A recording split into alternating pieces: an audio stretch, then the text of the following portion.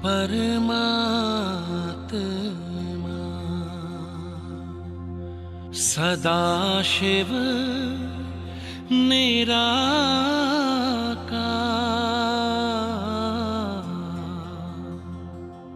ओ आनंद के सागर,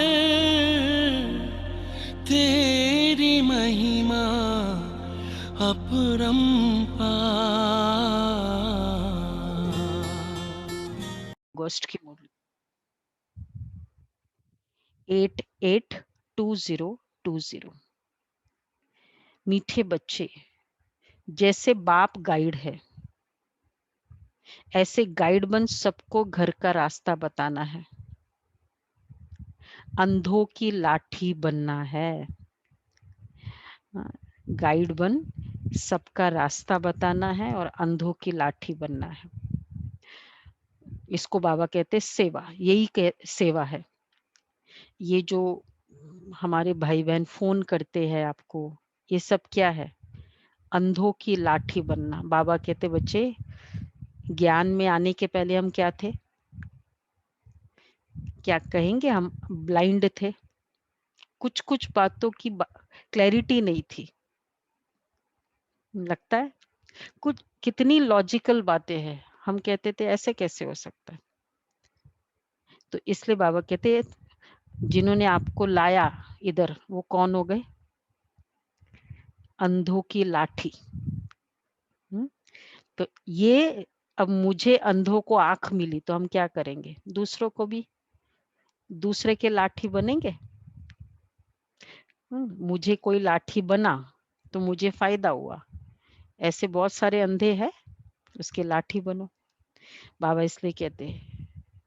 अच्छा, प्रश्न है, इस बने बनाए अनादि ड्रामा का राज कौन सा है?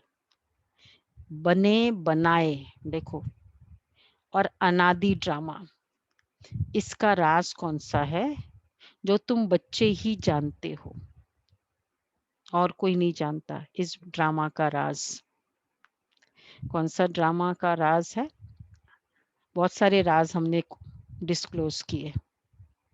क्लियर है ना? बहुत सारे राज। आज एक और राज बाबा बता रहे। यह बना बनाया अनादि ड्रामा है।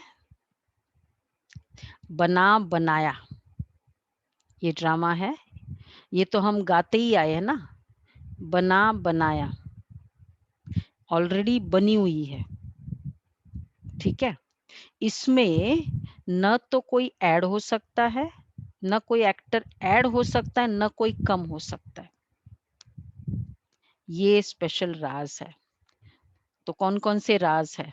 आप में से कौन कौन बताएंगे इस ड्रामा के राज? कौन कौन से राज, सीक्रेट्स, जो पहले नहीं पता था?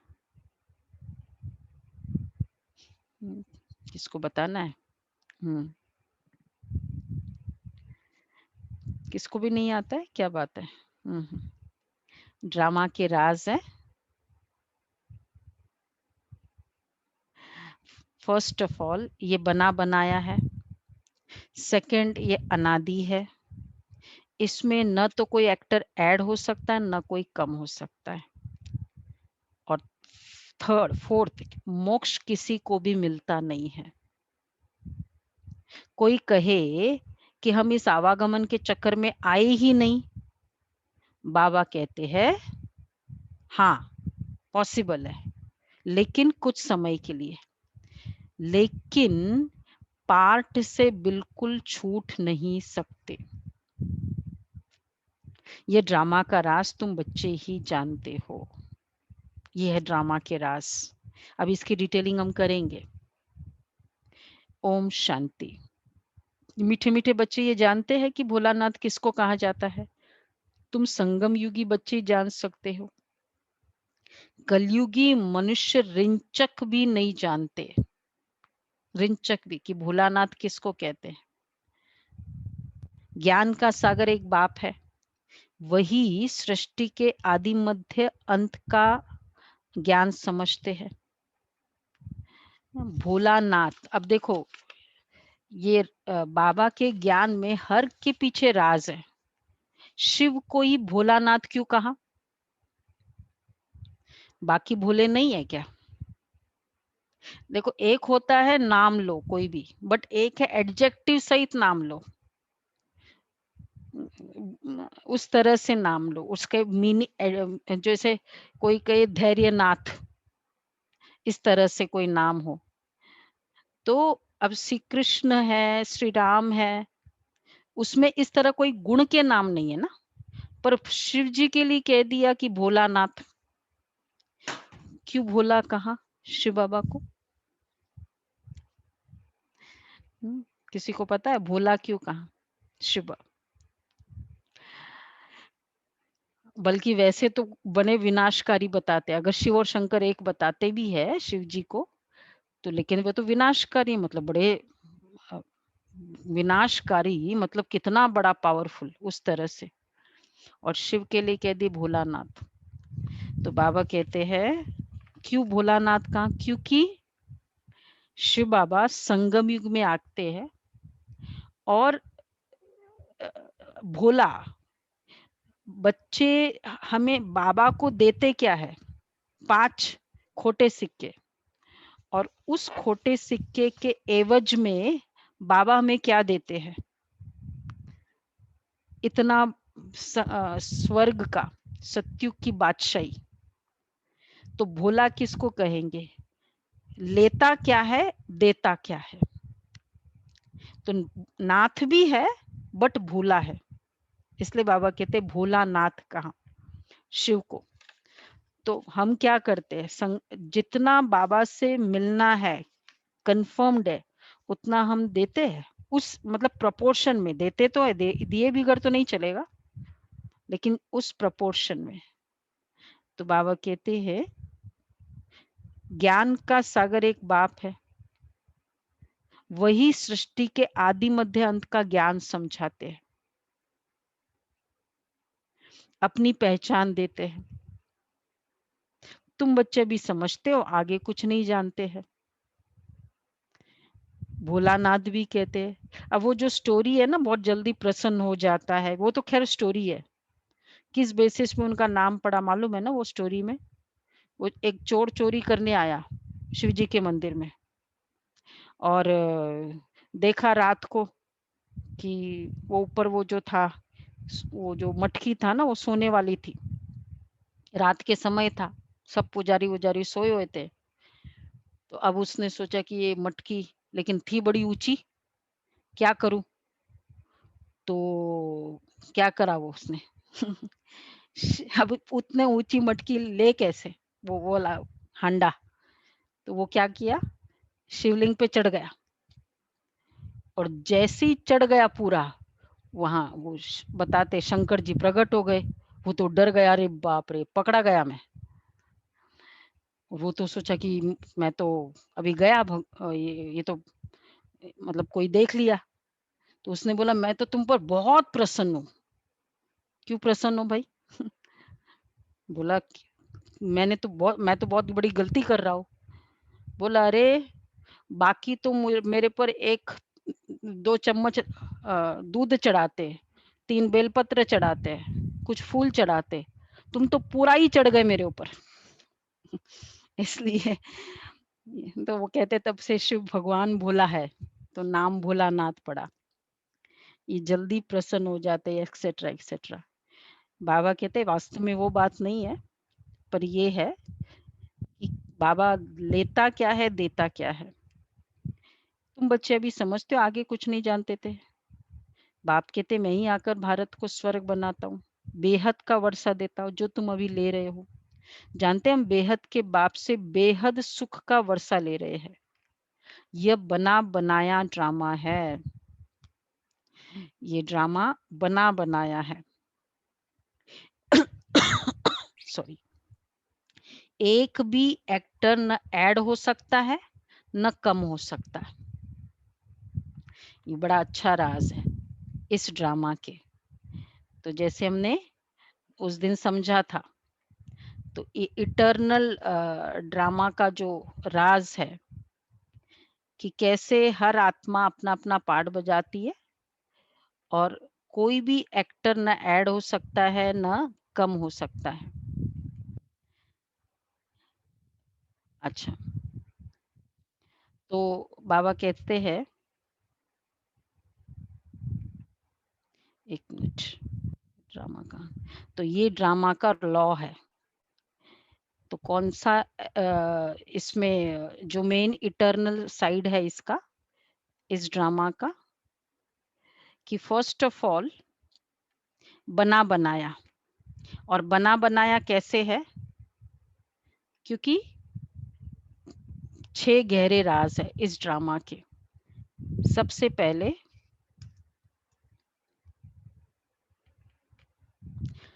कि ड्रामा मतलब ही नो एंड, ये तो क्लियर हुआ सबको।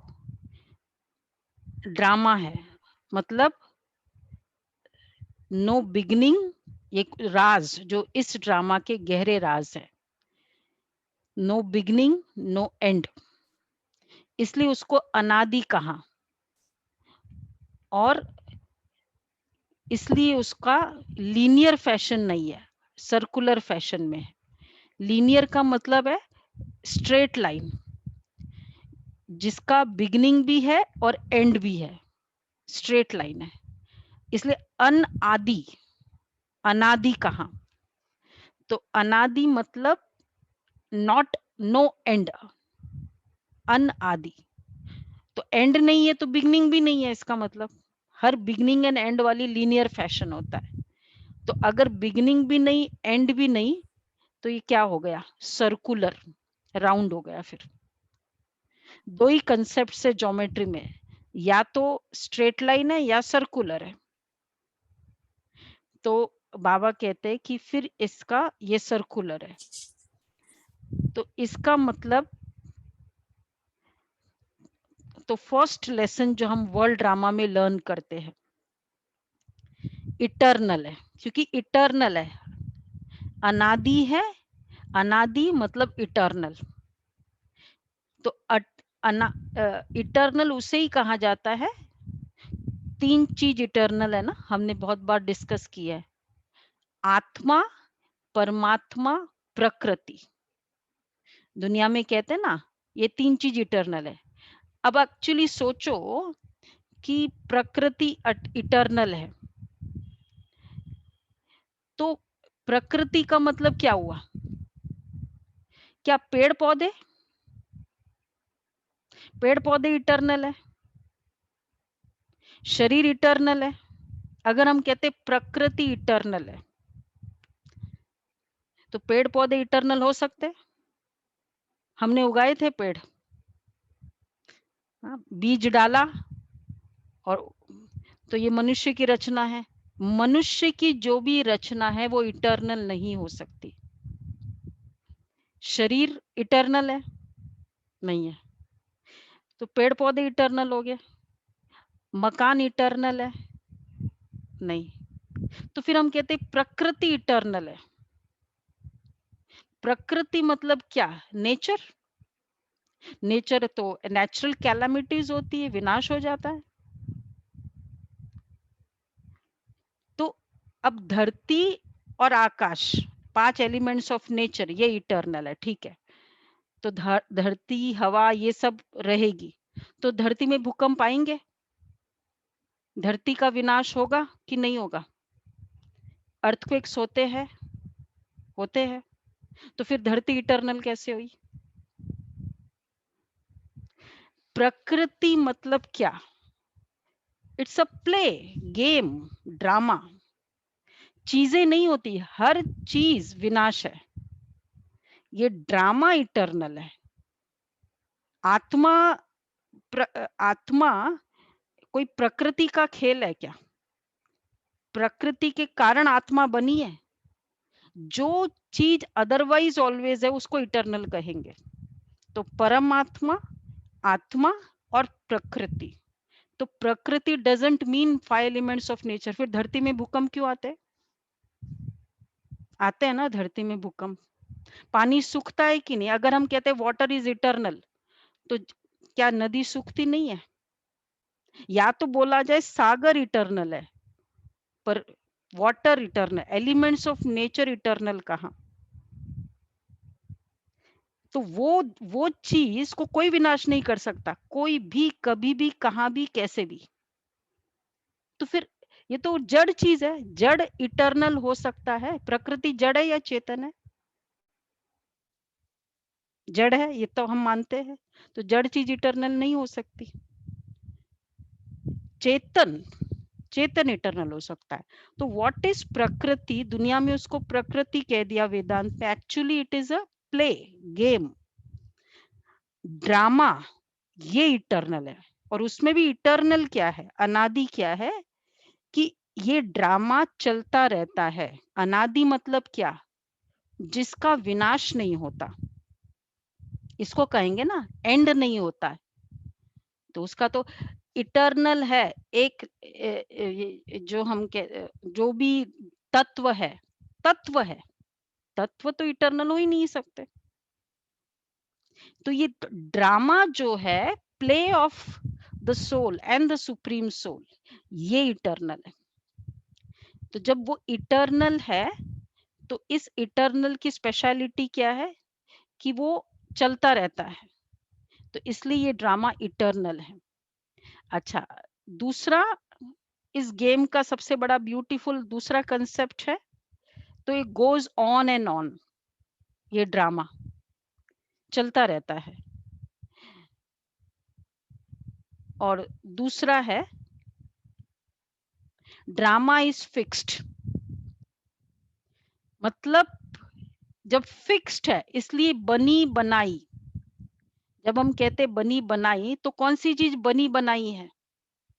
बनी भी है और बनाई भी है।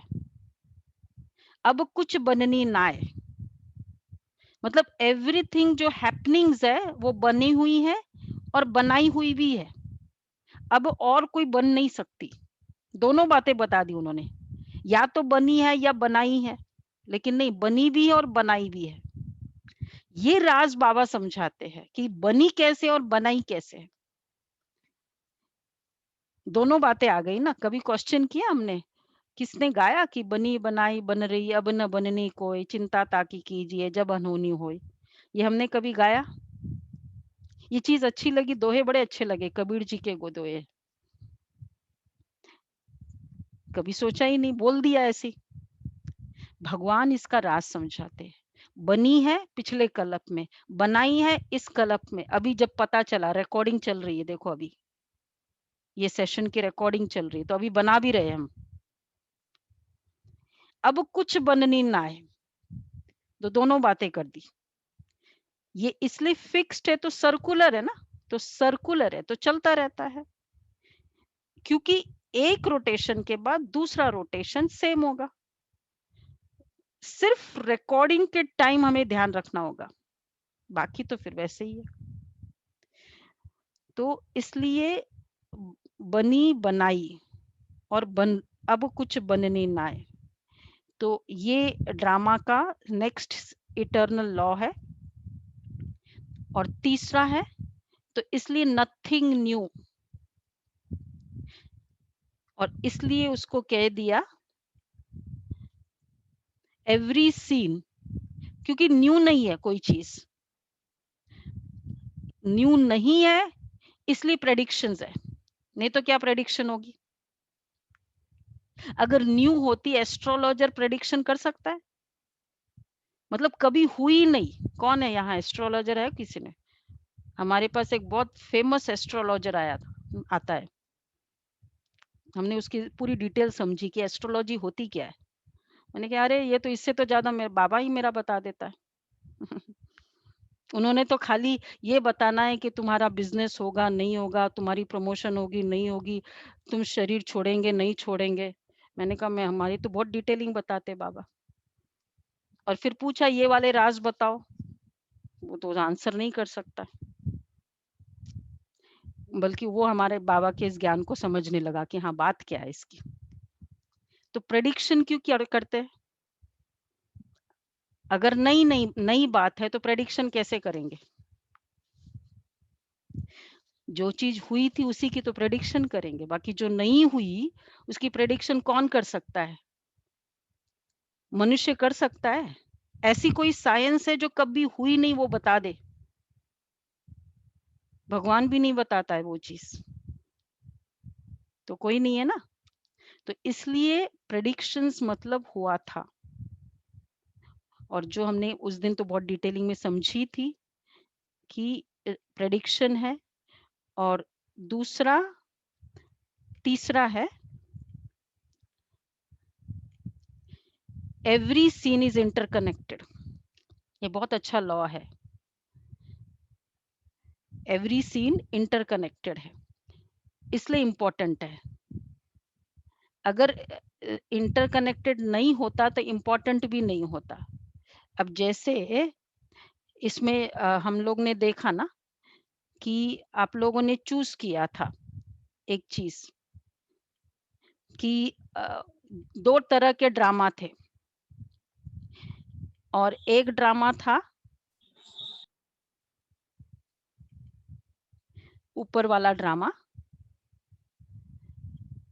दो तरह का ड्रामा। तो पहला ड्रामा है, दो टाइप के ड्रामा, जो दो तरह के सतयुग बताया, दो तरह के द्वापर युग बताया, फिर और दो तरह के द्वापर युग त्रेता युग बताया, दो तरह के द्वापर युग बताया थर्ड, और दो तरह के कलयुग। मतलब कलयुग तो खैर जनरल है सबके लिए। और ये है, तो आप सभी ने चूज किया था कौन सा ड्रामा? लेफ्ट वाला चूज किया ना, इसमें से, इस सतयुग और उस सतयुग में से ये लेफ्ट वाला ड्रामा चूज किया। अच्छा, तो जब लेफ्ट वाला ड्रामा चूज किया, हाँ देख लो अच्छे से, चूज अभी वापस करना हो तो बता दो। एक ही चॉइस है ना सबकी कि भाई लेफ्ट वाला ड्रामा अच्छा है, राइट वाला नहीं। लेफ्ट वाला सतयुग अच्छा है, राइट वाला नहीं। तो पूरा वो, फिर वो पूरा फिल्म वो वाली चूज करनी होगी। चूज किया ना, वो तो स्टार्टिंग में हो गया। तो जब वो है और हम कहते कि बहुत अच्छा हुआ, भगवान की क्रिएशन है, चलो कुछ भी माने, वैसा वाला सतयुग तो वैसा वाला त्रेता युग, तो वैसा वाला द्वापर युग तो वैसा वाला कलयुग। द्वापर युग में पाप बढ़े और कलयुग में ये हुआ। अब हम कहते ये ड्रामा को अच्छा मानते हैं, परफेक्ट है, क्योंकि इसी तरह कोई भी जो जो क्या बोलते हैं फिल्म होती है वो ऐसी होती है, खाली अच्छा ही अच्छा बताया जाए फिल्म में, हम तालियां बजा के आते हैं? सिर्फ अच्छा ही अच्छा, बिजनेस बढ़ रहा है, प्रमोशन हो रही है और सब यही यही है, शुरू में भी, बीच में भी, एंड में भी वही है, वो फिल्म अच्छी होगी? होगी अच्छी? नहीं होगी ना अच्छी फिर। तो हमको चाहिए फिल्म कौन सी जिसमें सब हो, खराब भी हो ये भी हो। अब जब हम कहते हैं कलयुग मतलब ऐसा ऐसा पाप ये बढ़ेगा और ये है, तो मैं कहूंगी ये पूरा जो 1 घंटे का फिल्म है ना वो बहुत अच्छा है। तो 1 घंटे में एक एक मिनट भी अच्छा है या टोटल 1 घंटा अच्छा है?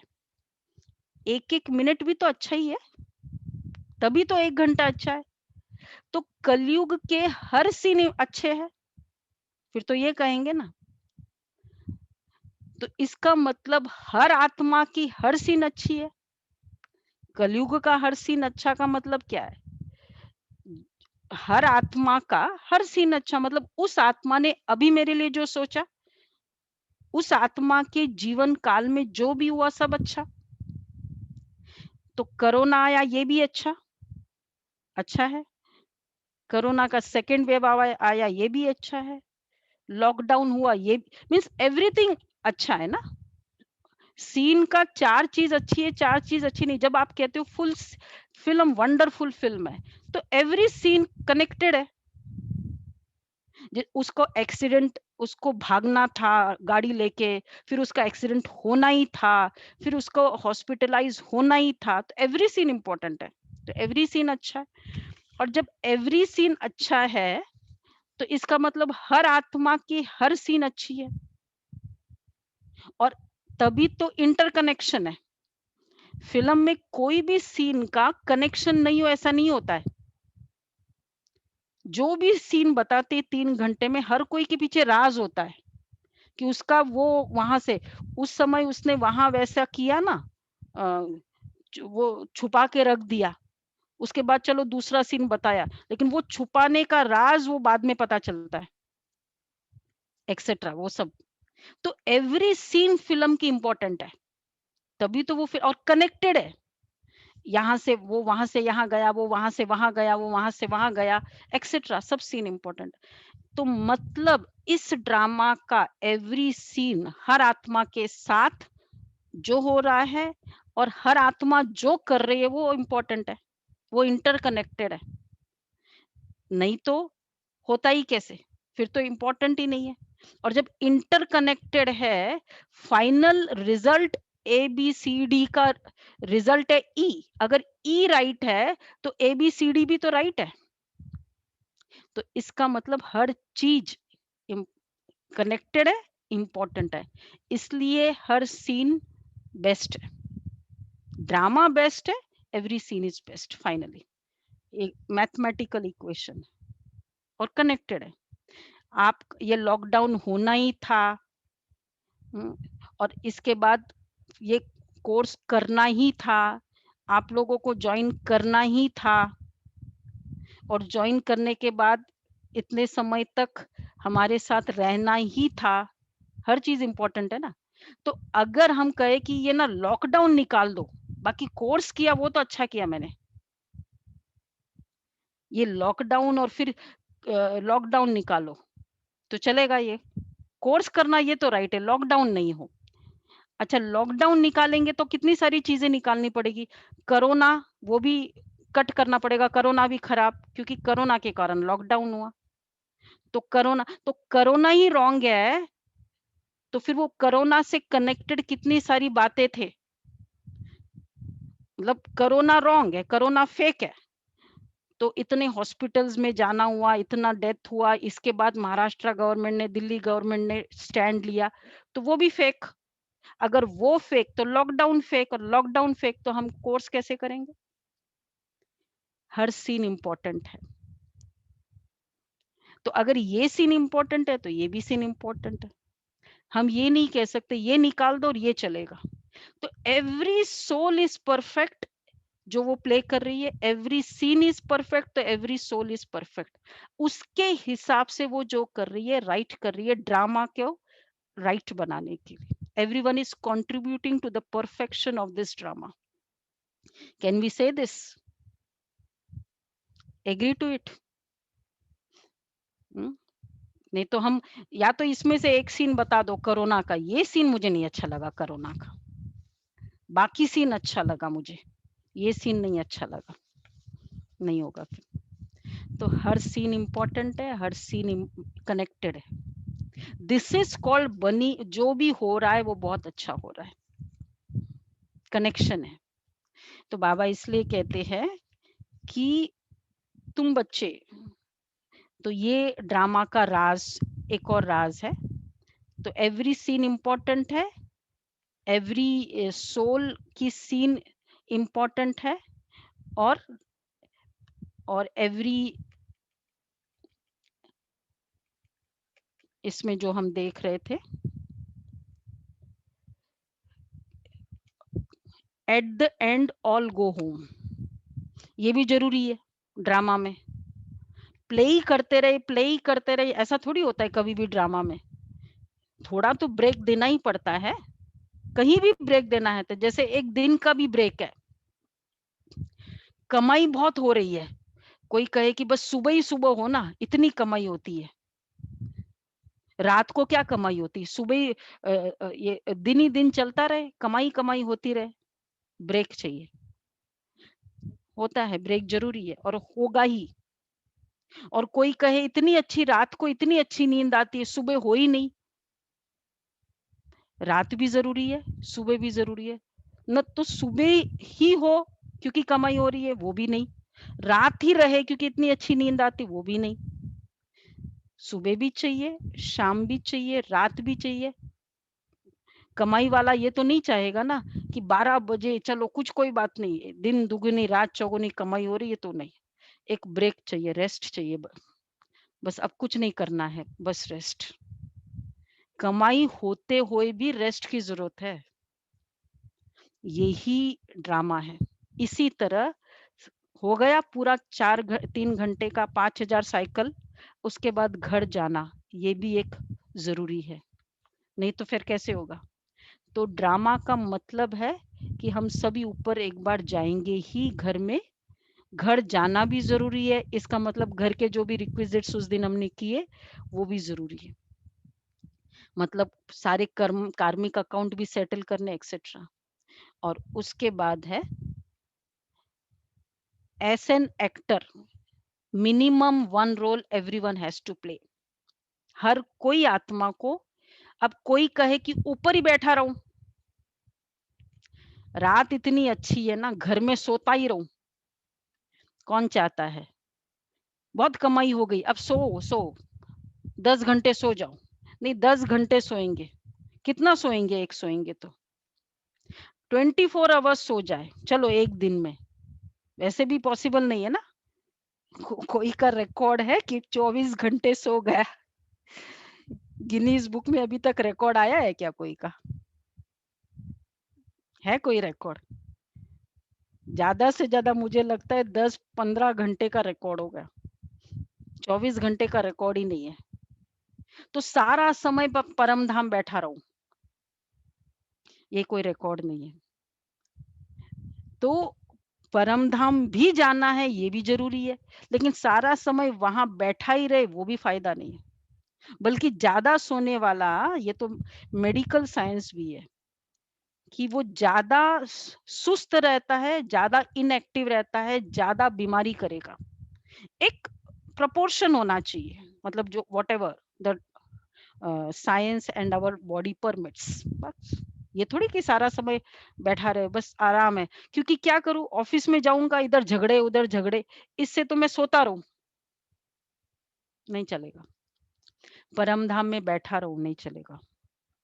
अगर इतना ही ज्यादा इनएक्टिव रोल है तो एक रोल के लिए आना पड़ेगा, बाकी समय परम धाम है। Minimum 1 role, maximum maximum 84, right. तो मिनिमम 1 है, तो मिनिमम वाले तो यहाँ है ही नहीं, आउट ऑफ क्वेश्चन। नहीं तो वो 1 महीना तक तो कंटिन्यू कर ही नहीं सकते। 7 दिन में एक दिन आएंगे, फर्स्ट डे बहुत लोग आए और चले भाग जाएंगे फिर, मिनिमम रोल वाले। तो मिनिमम रोल वाले तो है नहीं, तो वो क्वेश्चन तो नहीं पूछेंगे अभी। हाँ, मैक्सिमम रोल, अब सतयुग और त्रेता की लड़ाई है, मुझे लगता है त्रेता की भी लड़ाई नहीं है। कैसे गुलाब भाई, त्रेता की भी लड़ाई नहीं है अभी तो, अभी है, अभी कंपटीशन किसकी है, अच्छे अच्छों की कंपटीशन है। अब इसमें से सतयुग की शुरू में कौन आएगा, बीच में कौन आएगा, एंड में कौन आएगा, यही है ना कंपटीशन। 1 महीने के बाद तो ये वाली कंपटीशन चलती है। तो अब है, तो बाबा कहते हैं मिनिमम 1 रोल प्ले करना है, मैक्सिमम 84 रोल्स प्ले कर सकते हो, क्योंकि ऊपर रहना ये डॉर्मेंट स्टेज है। कोई कहीं ऊपर रहने से भगवान के साथ रहते हैं, सारा समय परम धाम में रहना है, परम धाम में शिव बाबा रहते हैं, तो परम धाम में रहना मतलब बाबा के पास बैठे रहना। अगर ये होता तो वो जो आत्मा लास्ट में आती है, हाँ, 4000 कितने साल, मतलब सपोज अभी आज जन्मी है, परम धाम से आई है, ये वाला रोल है, क्योंकि इतनी सारी आत्माएं तो ऊपर रही, जैसे इसमें है ना, कितने हमने किए हैं कि जो एक जो हमने स्टैटिस्टिक्स देखा था एक बार कि आत्मा कितने, जो पॉपुलेशन इंक्रीज हुई 250 करोड़, और उसके बाद 1950 का 250 करोड़, और आज जो पॉपुलेशन है वो है 799, अराउंड 2020 का सेंसेक्स 20 का सेंसेक्स है, अब 21 में तो और बढ़ गए। तो इसका मतलब कितनी सारी सोल्स ज़्यादा ऊपर रही, पॉपुलेशन बढ़ रही है, तो जो भी लास्ट आई है पॉपुलेशन में, तो वो तो फिर उसमें है, क्योंकि वो ऊपर रहती है। तो बाबा इसलिए कहते हैं कि अगर वो वाली 50 करोड़ है, जो ज़्यादा समय ऊपर रहती है, बाकी सारी पॉपुलेशन नीचे है। तो इसका मतलब वो तो बहुत समय तक बाबा के पास रही, ये पॉपुलेशन वाला। देख लेते हैं हम कितना एग्जैक्ट, तो हमको पता चलेगा ना भगवान के पास रहने का सौभाग्य किसको मिला ज़्यादा। ये देख लो, सोच लो इसमें भी।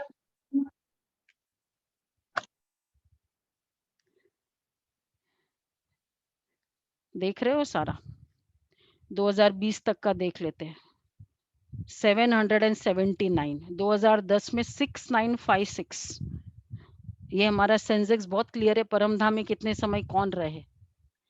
तो 100 करोड़ पॉपुलेशन ऊपर रही, एक्सेट्रा एक्सेट्रा, ये तो बहुत ज्यादा है। 100 करोड़। तो अभी जो लेटेस्ट ऊपर से आई है उनको तो बहुत मौज है, शिव बाबा के पास बातें करना, बैठना, सारा समय खेलना। हम लोग तो सबसे ज्यादा अनलकी है कि सतयुग में ही आ गए, क्योंकि ऊपर रहना बहुत अच्छा है। कौन मानता है? हाथ उठा करो। ऊपर रहना बहुत अच्छा है, शिव बाबा के पास परम धाम एकदम शांति, फुल शांति है, कोई झंझट नहीं है, और बाकी सब नीचे है। एनीवन हैंड्स रेस करो। मोक्ष मतलब मिनिमम एक रोल करेंगे, चलो 779 में भी मत आओ। अभी क्या है 2030 है ना, 2030 का सेंसेक्स है 899, जब तक भी स्वर्ग नहीं आएगा तो उसमें आ जाओ, मतलब वो ऊपर थी इतनी पॉपुलेशन, मौज है उसकी, हैंड्स रेस करे, मौज है उसकी। नो वन, चॉइस है। कोई मानता नहीं है, तो फिर तो मोक्ष को एग्री नहीं कर रहे आप लोग। नो वन, फिर तो मुझे लॉजिक देखने की जरूरत ही नहीं। किसी ने कहा ना कि ऊपर बैठना कितना अच्छा है भगवान के पास। इसमें दो बातें हैं कि अगर आत्मा ऊपर है, परम धाम में बैठी है भगवान के पास ना, इधर नीचे ना सब प्ले कर रहे हैं। मई का टाइम, मई सीजन चल रहा है ना, जून का, वैसे भी लॉकडाउन है। 10 बजे क्या होता है कि घरों में से सब लोग चले जाते हैं, नीचे उतरते हैं बच्चे। तो इधर ग्राउंड में देखता है वो बच्चा नीचे, वो बॉम्बे में वो फ्लैट सिस्टम होता है ना, तो ये नीचे उतर गया, नीचे उतर गया, और वो ऊपर से देखता है तो सब नीचे उतरते, काफी सारे नीचे उतरते। अब वो खेल रहे होते, शुरू शुरू में तो वो बच्चा बहुत जीतता है, आपका बच्चा गया क्योंकि बहुत होशियार है, आपके घर में है, तो बहुत जीतता है, सब कुछ अच्छा हो रहा है उसके साथ। और धीरे धीरे तो 2 बजे तक उसकी मौज, जीतता ही रहता है।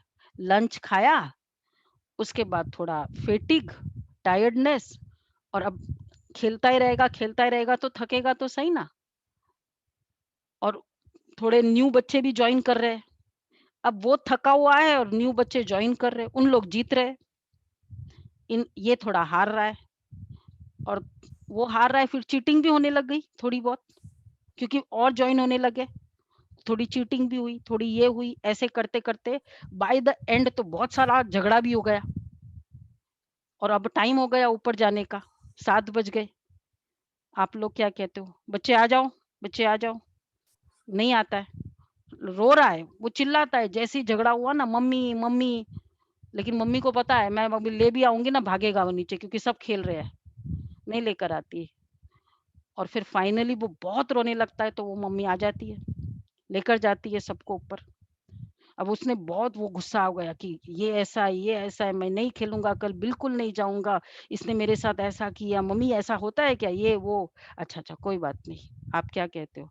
ठीक है, मत जाना, मत, बिल्कुल मैं बिल्कुल नहीं जाऊंगा, इन लोग बहुत ऐसे करते हैं, दुनिया बहुत खराब है, मम्मी मुझे ऐसे, मैं कितना राइट था, ये एक्सेट्रा एक्सेट्रा। आप उसको ऊपर ले जाते हो, स्नान कराते हो, खिलाते हो, सुला देते हो, सो भी जाता है, जल्दी थक जाता है। अगले दिन फिर फ्रेश होके उठता है, 8 बजे का टाइम, मई का टाइम। तो और वो 8 बजे उठते ही फिर बाद में फ्रेश होता है, नाश्ता करता है 10 बजे। अब सब बच्चे नीचे उतरने लगते हैं। वो खिड़की से देखता है, तो देखता है कि क्या हुआ, सब उतर रहे हैं। बोलता है कि अरे सब जा रहे हैं। तो बोलता है मुझे भी जाना है। मम्मी कहती है कि नहीं नहीं, कल गए था, क्या हुआ देखा आपने? अब नहीं जाना है, अभी बिल्कुल नहीं जाना है। बोला नहीं नहीं, जाना है। देखो वीडियो गेम्स है, मोबाइल गेम्स है, नीचे मत जाओ। नहीं नहीं, जाना है। और फिर जाएगा कि नहीं जाएगा, वो कि ऊपर बैठा रहेगा? तो शिव बाबा हम सबको ले गए। बहुत रो रहे थे, क्या जमाना है, क्या लोग है, सब मटेरियलिस्टिक है, ये है वो है। स्पिरिचुअल ऑर्गेनाइजेशन भी सब कमर्शलाइजेशन है, ये है दुनिया में। ऊपर गए, परम धाम में बैठे रहे। सत्युग आया नीचे। सब लोग इधर डांस कर रहे हैं, श्री कृष्ण नीचे, सब नीचे डांस हो रहा है। क्या इच्छा होगी, बैठे रहो ऊपर। हम्म? वहां लाइव गेम है। वो कहता है, मम्मी कहती कि देखो इधर वीडियो गेम है, वहां लाइव गेम हो रहा है, यहाँ वीडियो गेम है। क्या मजा आएगा बच्चे को? परम धाम मौज का नहीं है, रेस्ट का है। मौज के दिन तो नीचे के है, रेस्ट करने के लिए परम धाम जाते हैं। इसलिए हम संगम युग में इतनी बार परम धाम जाते हैं, फिर बाद में जरूरत नहीं होती मुझे बाबा के पास रहना। This is the reason we don't go to Param Dham, we don't stay in Param Dham. तो आप सभी ने भी तो चूज कर ही लिया कि मुझे वहां नहीं रहना है, ज्यादा नहीं रहना है वहां। तो बाबा इसलिए कहते हैं ये अनादि वर्ल्ड ड्रामा है। तुम बच्चे अभी समझते हो, आगे कुछ भी नहीं जानते थे ये वर्ल्ड ड्रामा का। और एक और राज है इस वर्ल्ड ड्रामा का, कि जैसे इसमें बताया है कि हर आत्मा का कम से कम एक पार्ट और ज्यादा से ज्यादा बहुत सारे पार्ट।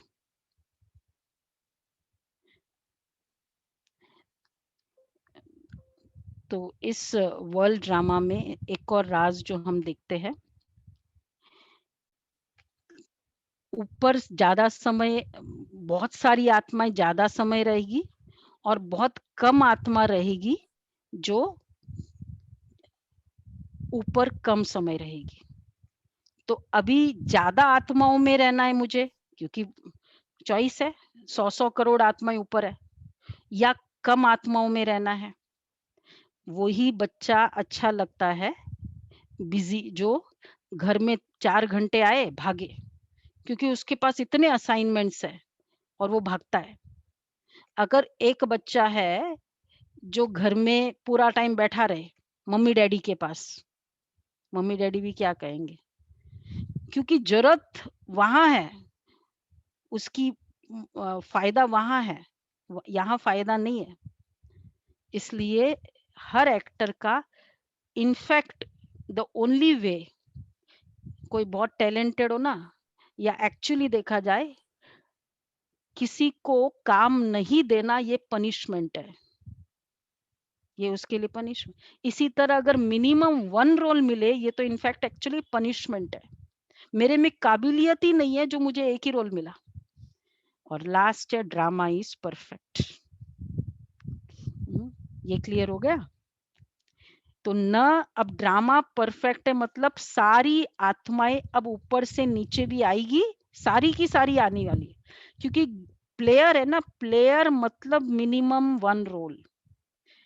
अगर आप 11 के टीम में हो, ना आप बैटिंग करते हो, ना बॉलिंग करते हो, ना फील्डिंग करते हो, तो प्लेयर हुआ क्या?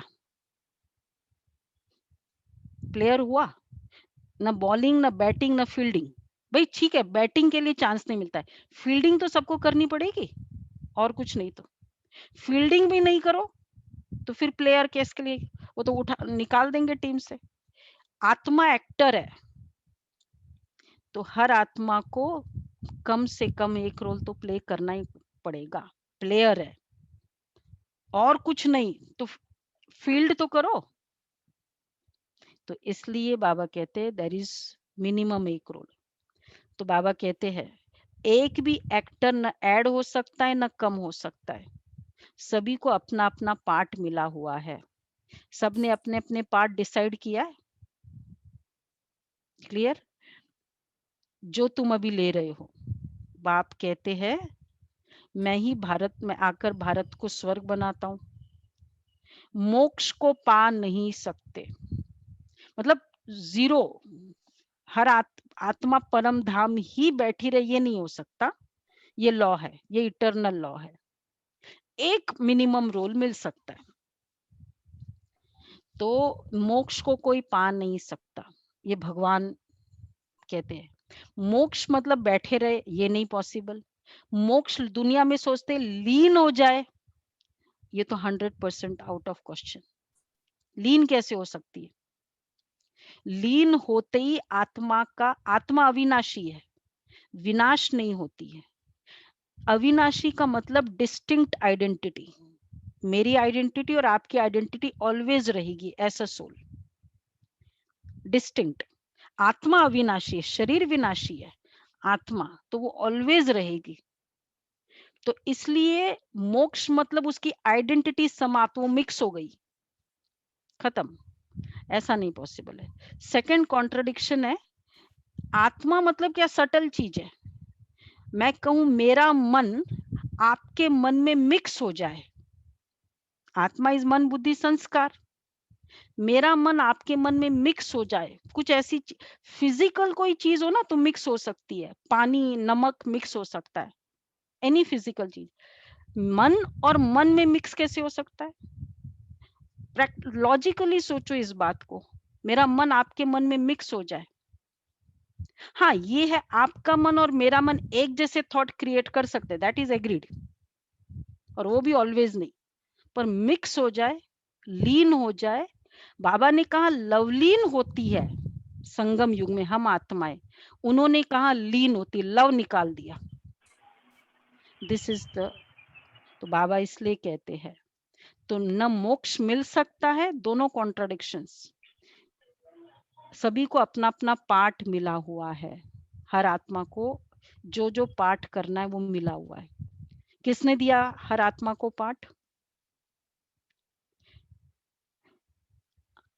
पाठ मिला हुआ है या डिसाइड किया हमने? दोनों बातें हैं। आप लोगों को अभी वीडियो ऑन करना है नहीं करना है आपका डिसीजन है। मैं तो रिक्वेस्ट ही कर सकती हूँ, डिसीजन तो आपका है। आना है 6:30 बजे, नहीं आना है मेरा डिसीजन है, आपका डिसीजन है। हम रिक्वेस्ट कर सकते हैं आपको। जाना है अभी बीच में जाना है नहीं जाना है, मेरा डिसीजन है, आपका डिसीजन है। किसका डिसीजन है? हमारा। तो एवरी सेकंड मेरा डिसीजन है। तो फिर डिसाइड जो भी एक्शन है, थॉट है, हम डिसाइड करते, तो फिर ऐसे कैसे हो सकता है कि भगवान कराता है? मैंने डिसाइड किया है ना। तो इसलिए बाबा कहते हैं सभी को अपना अपना पार्ट मिला हुआ है, हर पार्ट हर आत्मा ने खुद डिसाइड किया है। जिस दिन आप चाहो कि मुझे नहीं करना है, योर डिसीजन, नो प्रॉब्लम। जिस आत्मा ने जब जो अपना पार्ट, हम क्या कहेंगे, अगर कोई ने डिसाइड भी कर लिया अब से मुझे क्लास नहीं करनी है, नॉट एन इश्यू। आपने अपना पार्ट इस संगम युग का डिसाइड कर लिया, तो अगले कल्प में क्या होगा? तो संगम युग में मैंने डिसाइड किया मुझे नहीं करना है क्लास, तो मैंने क्या डिसाइड कर लिया फिर? मैं इतनी पढ़ाई कर ली, अब मैं ज्यादा पढ़ूंगी नहीं। It's okay. मैं ज्यादा पढ़ूंगी नहीं तो मैं ज्यादा कमाई भी क्या होगा? नहीं कमाई कर सकूंगी। पढ़ाई के बेसिस पे कमाई है, वहां तो तकदीर के बेसिस पे कमाई होती है, यहाँ पढ़ाई के बेसिस पे कमाई है। तो मेरा सतयुग का त्रेता का पार्ट उतना कम है, फाइन। तो अभी मैंने जो डिसाइड कर लिया, मतलब मैंने इस कल्प में डिसाइड कर लिया कि अभी मेरा पार्ट सिर्फ 1 महीने का कोर्स का है, fine, not an issue. You have decided your part, you have decided your role, अभी मतलब सतयुग का एक्सेट्रा। अब उसके बाद अगला संगम युग आएगा तो क्या हो जाएगा फिर? अभी डिसाइड कर लिया ना, तो फिर वही सतयुग, सतयुग में उतना ही पार्ट। अगले संगम युग में भी क्या होगा? अब ये आंसर कौन करेगा अगले संगम युग में? वही वही पार्ट प्ले करेंगे, वही पार्ट प्ले करेंगे। तो इसका सर्व मतलब अगले संगम युग में आपने डिसाइड कर लिया कि अब मैं सतयुग में नहीं आऊंगी या सतयुग में यही रोल मिलेगा। मतलब आप हर कल्प अपना पार्ट डिसाइड कर लिया। Every time I am deciding my part. तभी तो कार्मिक अकाउंट होगा। अगर कोई भगवान डिसाइड कर रहा है तो फिर मेरा कार्मिक अकाउंट मेरा कैसे होगा? मेरा कार्मिक अकाउंट। ये बाबा कहते हैं तो हर आत्मा का ये बना बनाया ड्रामा है, सभी को अपना अपना पार्ट मिला हुआ है। इसलिए हम कहते हैं उसका पार्ट, जिस आत्मा ने डिसाइड कर लिया कि मुझे नहीं प्ले करना है, मुझे नहीं कोर्स करना है, उसका जितना उसका पार्ट होगा ना पिछले कल्प में, त्रेता युग के, इस कल्प का जो त्रेता युग था या सतयुग था, उसका जितना पार्ट होगा ना, अकॉर्डिंगली संगम युग में वो सोचेगा कि नहीं छोड़ो ना, हो गया ना, इतना ज्ञान क्या है, बहुत हो गया। तो वो उतना ही डिसाइड करेगा। तो इट्स नॉट उसकी फॉल्ट नहीं है, उसका पार्ट ही नहीं है वहां, तो वो डिसाइड भी वैसे ही करेगा। कनेक्टेड है ना, इंटरकनेक्टेड है, नॉट एन इश्यू। किसी को कोई टेंशन ही नहीं है। बाकी सब सेवा ही कर रहे हैं, कोई फोन कर रहा है, वो सब सेवा कर रहे हैं, उनका पार्ट प्रॉब्लम नहीं हो रहा है। पार्ट मैंने डिसाइड किया अपना। फोन करने वाला तो अपना भाग्य जमा रहा है, पार्ट मैंने डिसाइड किया। तो किसको प्रॉब्लम है? भगवान को प्रॉब्लम है। अच्छा, भगवान को प्रॉब्लम है अगर मैंने आज बंद कर दिया तो नहीं प्रॉब्लम है। सतयुग में प्रॉब्लम होगी, अरे 9 लाख से अभी 8 लाख एक आत्मा कम हो गई, सतयुग में प्रॉब्लम होगी? नहीं प्रॉब्लम होगी। त्रेता में प्रॉब्लम होगी? नहीं प्रॉब्लम होगी। किसको प्रॉब्लम होगी? जिसने अपने पार्ट को डिसाइड किया। तो किसके ऊपर है भाग्य? किसके हाथ में? मेरे हाथ में।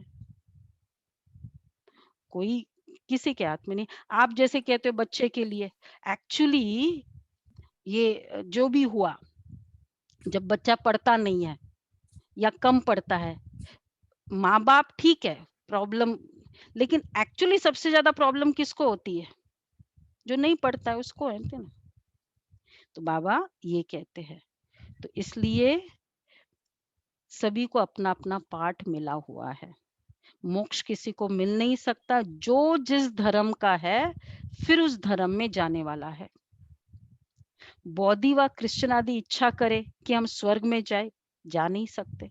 आएंगे बौद्धि व क्रिश्चियन, जो कन्वर्टेड है डेटी रिलीजन के, वो आएंगे। लेकिन जो परम धाम से उस समय आए बौद्धि, वो क्या करेंगे? वो सोचे कि मैं इस अगले कल्प में ना, मैं सतयुग से आऊंगा। आएंगे? नहीं आएंगे अगले कल्प में। इसलिए बाबा हमेशा कहते, बच्चे ये जो 4-5 साल मिला है ना, ये कल्प कल्प की नूंद है। You are deciding for every kalpa. सिर्फ ये अभी जो एवरी मिनट में डिसाइड कर रही हूँ, एक 4-5 साल भी छोड़ो, अभी मैंने जो डिसाइड किया, अगले दिन कल डिसाइड किया मुझे एब्सेंट होना है, हर कल्प आप एब्सेंट होंगे। आज मैंने पुरुषार्थ नहीं किया, हर कल्प हम पुरुषार्थ नहीं करेंगे। तो ये एक दिन का घाटा नहीं है, कल्प कल्प का घाटा है। क्लियर? अब क्या करेंगे? Ball is in your court. आप आपको जितना दूर फेंकना है फेंके, नहीं फेंकना है मत फेंके, अपने पास रखना है अपने पास रखो। Your ball is in your court. तो ये बाबा के महावाक्य है। तो अब देखो, 1 मिनट एकदम साइलेंस में हम रहते हैं, डिसाइड करते हैं। मुरली बहुत गहरी है आगे की, वो कल हम कंप्लीट करेंगे। अपने आप खुद डिसाइड करें। मैं किसी के कहने से कुछ नहीं करूंगी, डिसीजन मेरा है। मैं पॉइंट ऑफ लाइट पावरफुल आत्मा हूं।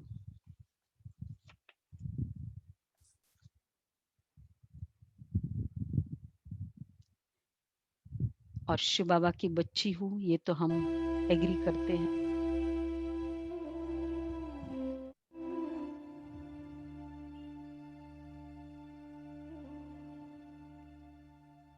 सामने शिव बाबा और मैं आत्मा बाबा, अब आज मुझे डिसाइड करना है कि मैक्सिमम समय आपके साथ रहूं परम धाम में, थोड़े से समय नीचे आ जाऊं, या मैं नीचे रहकर बार बार आपके पास आऊं। देखो सामने शिव बाबा है, परम धाम में हम बैठे हैं। या मैं डिसाइड करूं कि शिव बाबा आपने जो सतयुग स्थापन किया, उस सतयुग में श्री कृष्ण के साथ मेरा पाठ हो।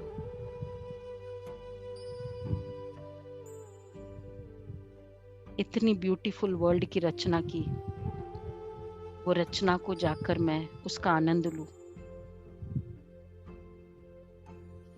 सब देवता ऑल अराउंड मी, मैं रॉयल फैमिली की।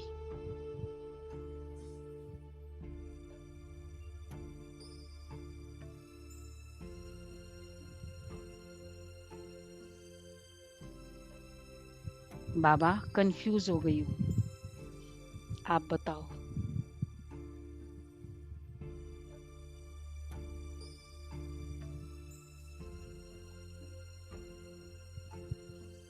बाबा हमेशा कहता है, बच्चे मैं रोशनी हूँ, लाइट आपको सिर्फ लाइट देती है। उसमें कितना पढ़ना है, नहीं पढ़ना है, चोरी करना है या ज्ञान पढ़ाई करना, ये हमारे ऊपर है। शिव बाबा सिर्फ रास्ता बताते हैं। बाबा ने मेरे ऊपर छोड़ा है।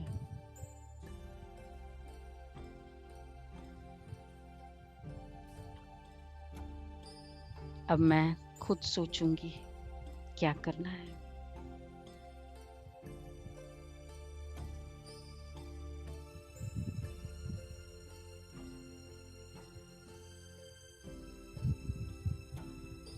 ओम शांति।